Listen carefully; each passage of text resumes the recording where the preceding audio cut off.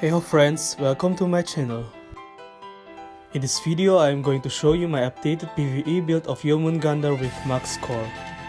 In my first Jörm PvE build video you can see my explanation of all three builds: skill damage, auto attack damage and hybrid build. Here I want to focus on the auto attack build using Serpent form as main DPS. Mortal World Python is Jörmungandr's strongest buff, which allows you to use your strongest attack Fire Breath as your auto attack for 15 seconds. The skill duration can be increased by each refinement level of Tome of Blood scale by 0.5 seconds.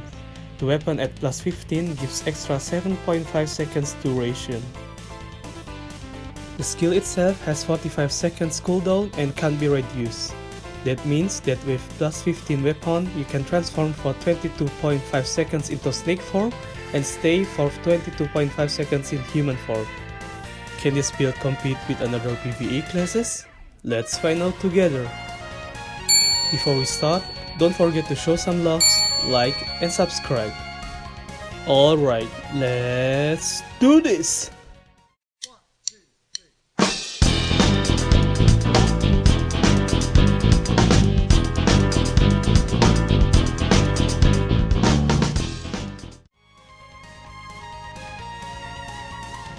First of all, let's see how much damage I can do with full buffs. The dummy setting is as follows: Insect, Large, Earth 0%.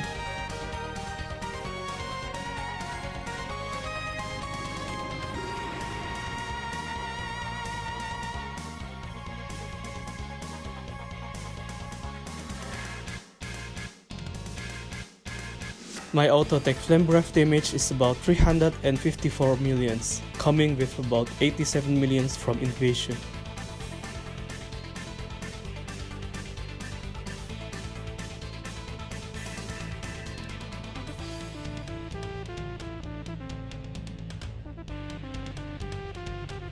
Now I'm going to show you the damage on MVP dummy, here using Ponapa Museum Legend 1 boss setting.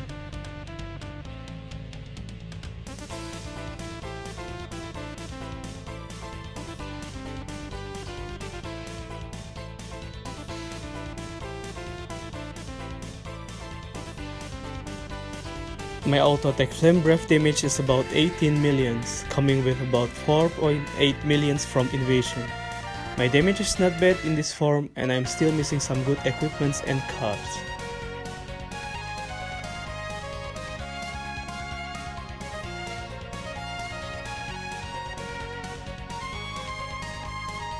First of all, I'm going to show you how the stats should be distributed and which attributes are important for instances. Int is your basic stats to boost your magic attack, so max this out. You need AG at least to have maximum attack speed, but if you use AG related equip or cards such as Dragonfly Star card or Fluffy Tail Headgear, max this out. For the remaining points, you can go with Fit to boost your max HP. For legend instances, you need 80% pen, 200% ignore magic defense, 50% skill damage, and 50 to 90% element damage. In the following, you can see all my stats and attributes.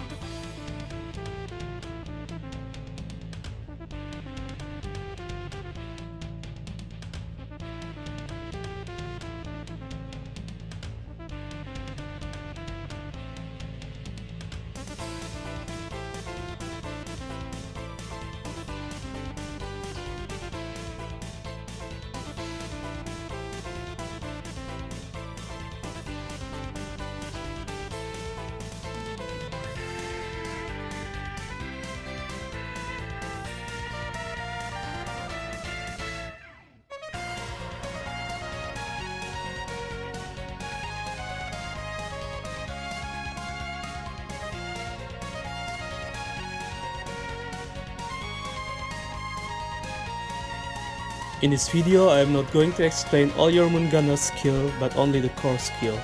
You can check out my latest video for full skill explanation. After getting max score, you can put up to 3 skills to your stack up, allowing them to be triggered automatically while auto-attacking. I put Invasion for extra damage and 2 other buffs, Disaster Panic and Plunder of Fate to support my main damage. It's also important to get max score to improve the trigger rate. In Serpent form, the trigger rate for attack skill is 70% and for buff skill is 25%. This is my equipment overview of main and shadow equipments.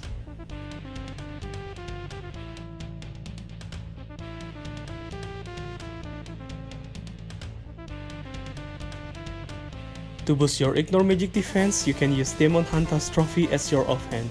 Try to get Insight as high as possible for your enchant. Use Divine Revelation if you have enough Ignore Magic defense to boost your magic damage. You can use Alice Star, Tall Soul, Sunflower Star or Mary Rowland card in your offhand.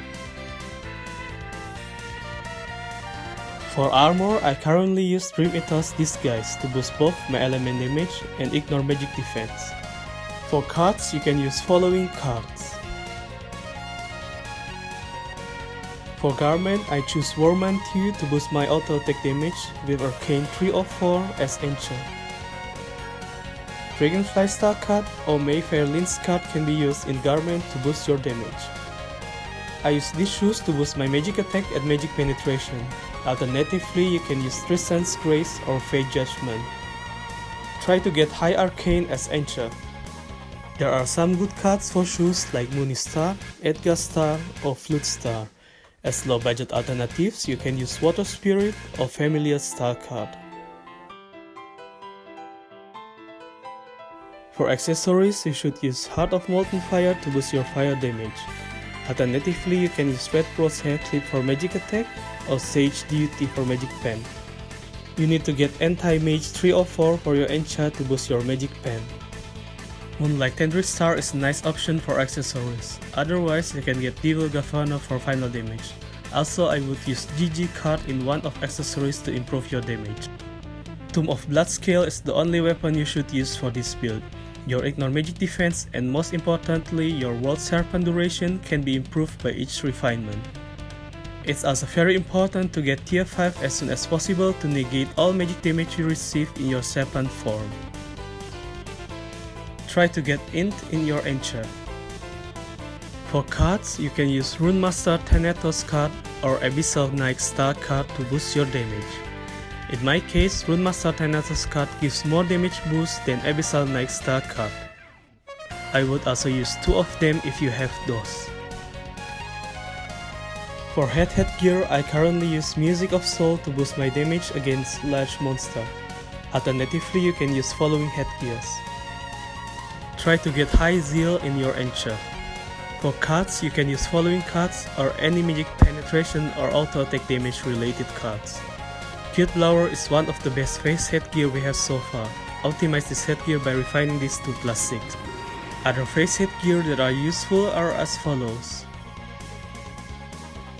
For enchant, you can go with Insight 3 of 4 to boost your Ignore Magic defense. Ocean's Attachment is one of the best mob headgear for PvE. You need to get at least +6 to maximize the damage bonus from this headgear. You can use Shape of My Heart or any magic penetration or magic damage related mob headgear alternatively. Zeal 304 is the best enchant for this one.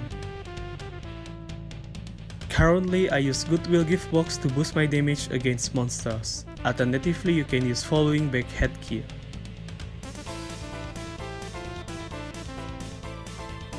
For enchant, you can go with Insight 3 of 4. For tail, you can use any damage or auto attack damage related tail headgear such as Fox Herald, Fluffy, Rock Bunny, or Peter Wendy. Try to get Arcane as high as possible to boost your damage. For shadow equipments, you can use following equipments. The enchant should be the same like the one for main equipments. For offhand, I recommend you to use Creeper Agreement. Alternatively, you can use Contract Jewelry.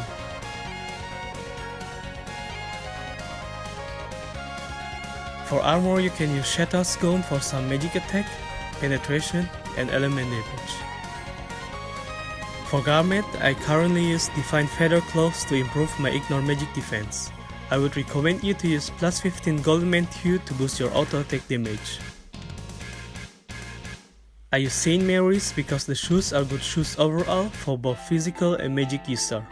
Alternatively, you can use white gem boots to boost your magic attack. For accessories, you can use following accessories.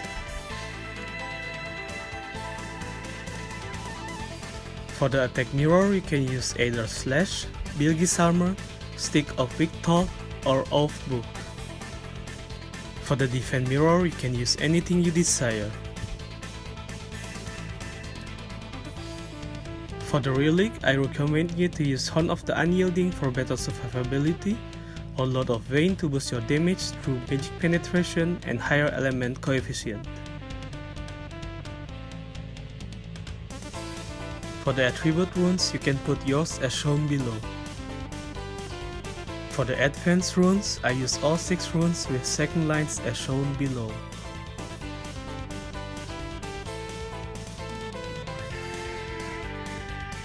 For arcane runes, I recommend you to use following runes. Use White Blade rune to boost your damage, mostly if you do solo instance and boss gets to approach to you to attack. Jorm has crazy range attack, so Transmission rune can definitely be useful for this class. While Preparedness rune is a nice one to improve your survivability. With this and all the damage reduction buffs, Jorm can survive the damage receives better. For AC runes, you can like on all the rune points with guild contributions.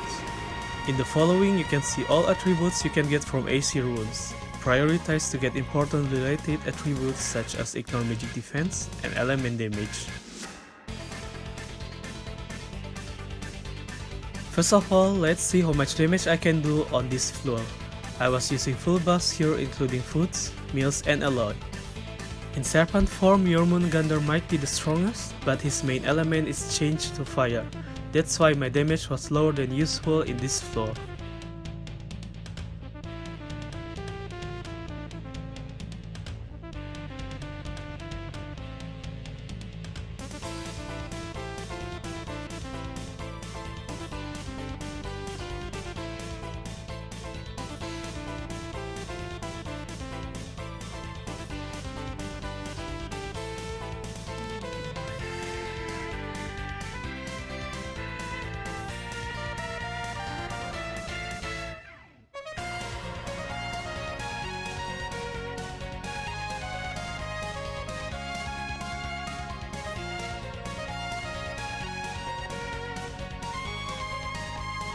It's done.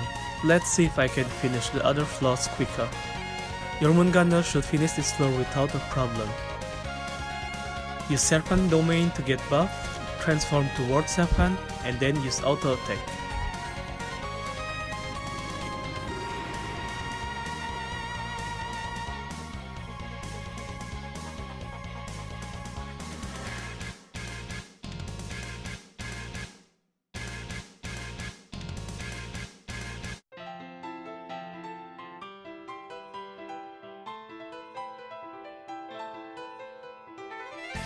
Use Time and Space Barrier to get final damage reduction if you need to.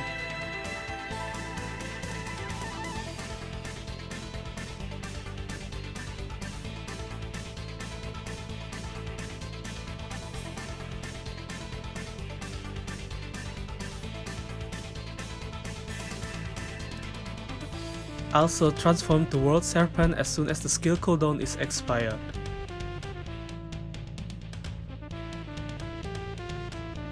For this floor, I use the same strategy.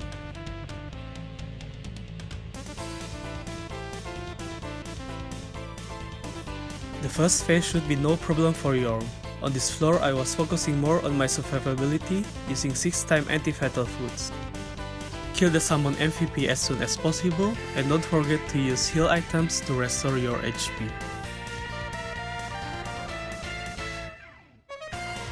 Soon after, kill one of the red orb and go to the heart to kill it as soon as possible. In my World 7 form, I could kill all the marines fast, so I should be able to kill the heart without any interference, even in my human form. Also, don't forget to use heal items if needed.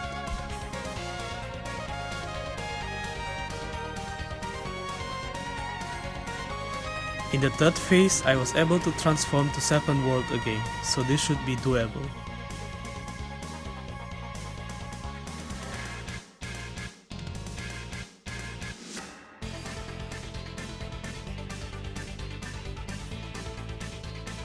For this floor, I use similar strategy like on Last Isle Legend. The difference would be that I don't transform immediately. I waited for the first mini dragon to show up. I tried to tank all AoE and burst damage because my Yorm was slow. Also, don't forget to kill the mini dragons as soon as they are summoned, but this shouldn't be a problem at all. Don't forget to use heal items as soon as possible, even if you could heal in your World 7 form. Done. It was easier than I thought, maybe because you have some element advantage toward this boss.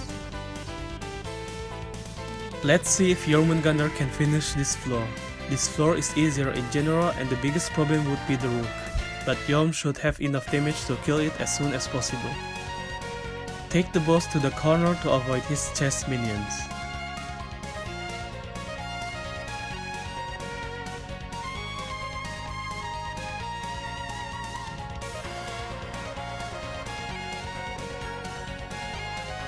As soon as the first phase is done, Rook will be summoned, but as expected, there should be no problem at all. Repeat the strategy for the second and third phase. Just make sure that you can use World 7 again before the next Rook is summoned.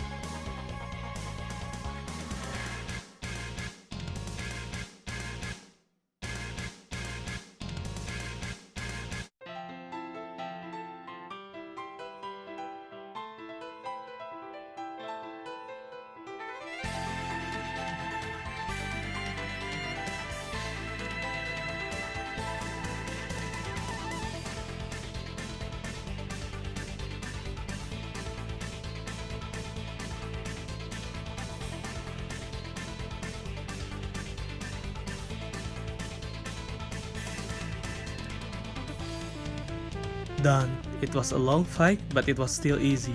You need to be patient and know the mechanic to finish Ponapa easily. In the following, you can see the list of pro and contra of using auto attack build for PvE.